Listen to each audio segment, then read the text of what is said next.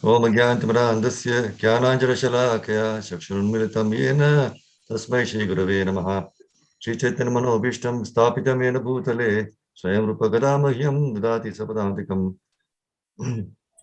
Mandeyam Shri Guru Shri Padam Shri Guru Vaishnavamscha Shri Rupam Sakrajatam Saganam Sadvaitam Savadutam Parijana Saitam Krishna Chaitanya Devam Shri Radha Krishna Padan Saganam He Krishna Karuna Sindhu Dina Bandhu Jagatpate Gopesha Gopika Kanta Radha Kanta Navasute Tapta Kanjana Gaurangi Radhe Vrindavaneshwari Vrishabhanusute Devi Vrinamami Hari Priye Vancha Kalpata Rupesya Kripa Sindhu Bhaye Vacha Patitanam Pavanebhyo Vaishnavebhyo Namo Namaha Jai Shri Krishna Chaitanya Prabhu Nityananda Priya Dvait Gadadhara Srivasadi Gaura Bhakta Hare Krishna Krishna Krishna Hare Hare Hare Rama Rama Rama Hare Hare. So Hare Krishna Prabhu Matajis, welcome all of you. Thank you for keeping up the appointment, Krishna. So today we are continuing with the first chapter of Bhagavad Gita, and today's verse is 1.25. bhīṣma-droṇa-pramukhataḥ sarveṣāṁ ca mahī-kṣitām uvāca Pārtha paśyaitān samavetān kurūn iti. Translation is, in the presence of Bhīṣma, Drona, and all other chieftains of the world, the Lord just said, just behold, Partha, all the Kurus assembled here. So this chapter is titled Observing the Armies on the Battlefield of Kurukshetra. The first verse was spoken by Dhritarashtra. And from second, we saw Sanjaya speaking and giving the summary of stunning commentary on what is happening in the battle of Kurukshetra to Dhritarashtra. And Arjuna started speaking from verse number 21. Right? See, now the purport, Purport, it says, as a pure devotee of the Lord, Arjuna had no desire to fight with his cousins and brothers. But he was forced to come onto the battlefield. Why? By the obstinacy of Duryodhana, who was never agreeable to any peaceful negotiation. So he was very anxious to see who the leading persons present on the battlefield. Although there was no question of any peacemaking endeavor on the battlefield, Arjuna wanted to see them again and to see how much they were bent upon demanding an unwanted war. See, it was an open secret that Duryodhana wanted to usurp the kingdom of the Pandavas by some evil plans. And with whom? In collaboration with his father, Dhritarashtra. So therefore, all persons who had joined the side of Duryodhana, they must have been the birds of the same feather. Arjuna wanted to see them on the battlefield before the fight was begun, just to learn who they were. But he had no intention of proposing any peace negotiation with them. It was also a fact that he wanted to see them to make an estimate of the strength which he had to face. Although Arjuna was quite confident of victory. Why? Because Krishna was sitting by his side. So today we are discussing 1.25. But the verse before this, 1.24, in the purport, Prabhupada says, in this verse, Arjuna is referred to as Gudakesha. Gudaka means sleep. And one who conquers sleep is called Gudakesha. Sleep also means ignorance. So Arjuna conquered both sleep and ignorance because of his friendship with Krishna. See, as a great devotee of Krishna, Arjuna could not forget Krishna even for a moment, because that is the nature of a devotee. Either in waking or in sleep, a devotee of the Lord can never be free from thinking of Krishna's name, form, qualities, and pastimes. So thus, a devotee of Krishna can conquer both sleep and ignorance simply by thinking of Krishna constantly. And this is called Krishna consciousness or samadhi. As Hṛṣīkeśa, or the director of senses and mind of every living entity, Krishna could understand Arjuna's purpose in placing the chariot in the midst of the armies. So Krishna did so, and then he started speaking this verse 1.25. See, first of all, when we see a person, what do we see? We see the senses. But we cannot see the director of the senses. The director of the senses is the mind. And the director of the mind is intelligence. And the owner of intelligence is the soul. So this is understanding. Soul is there. So whose intelligence? As soon as we shall say intelligence, whose intelligence? That is the soul's intelligence. Where from the intelligence is coming? It is coming from Paramatma, Hṛṣīkeśa. Therefore, this word, Hṛṣīkeśa. See, the intelligence will come from Paramatma. Otherwise, we cannot act. See, just like a child has got intelligence, right?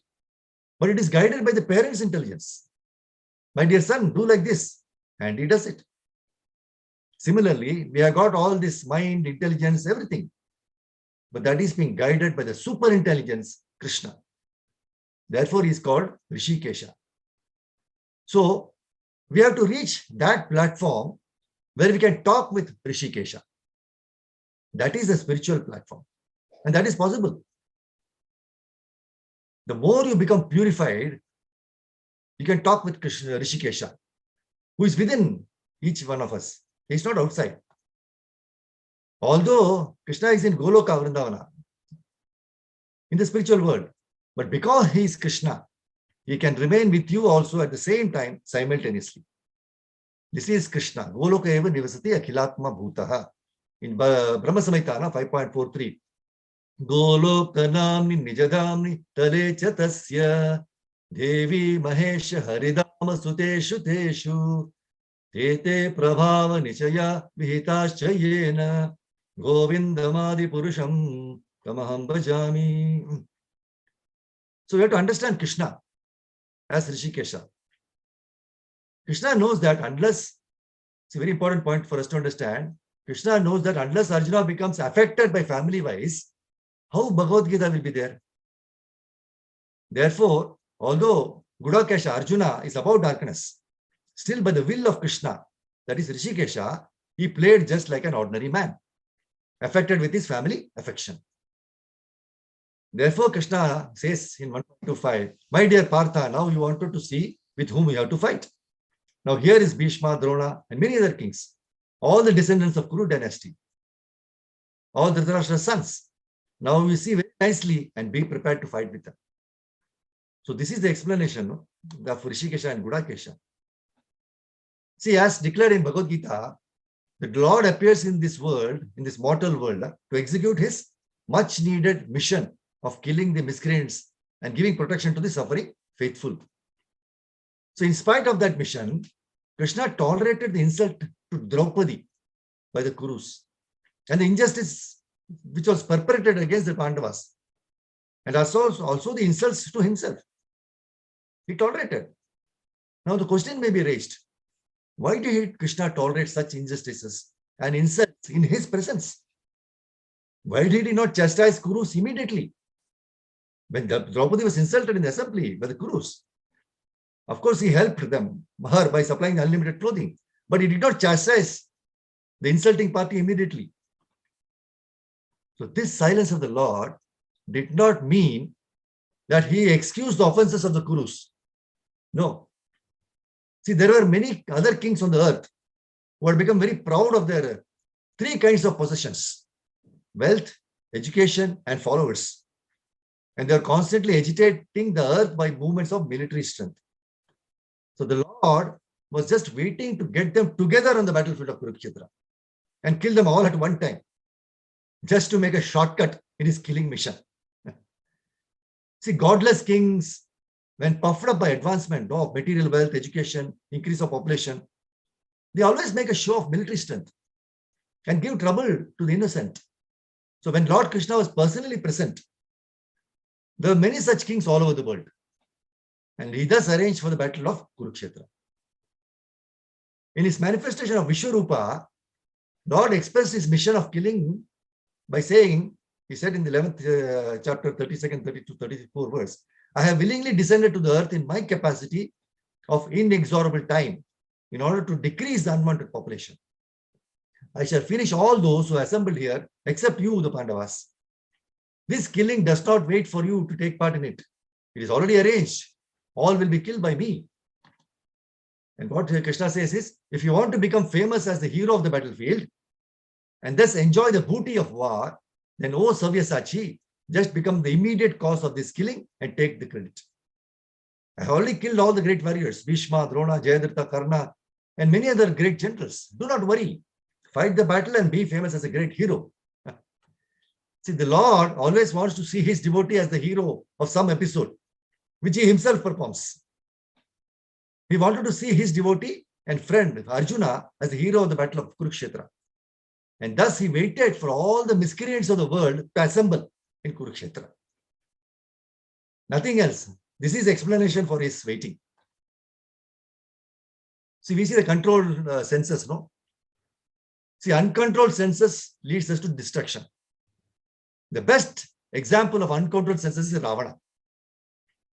With all the opulences he had, because he was not in control of his senses, he was unable to be peaceful and he constantly wanted more and more. When he saw Sita Mata, he decided that she must become the object of his senses and his enjoyment.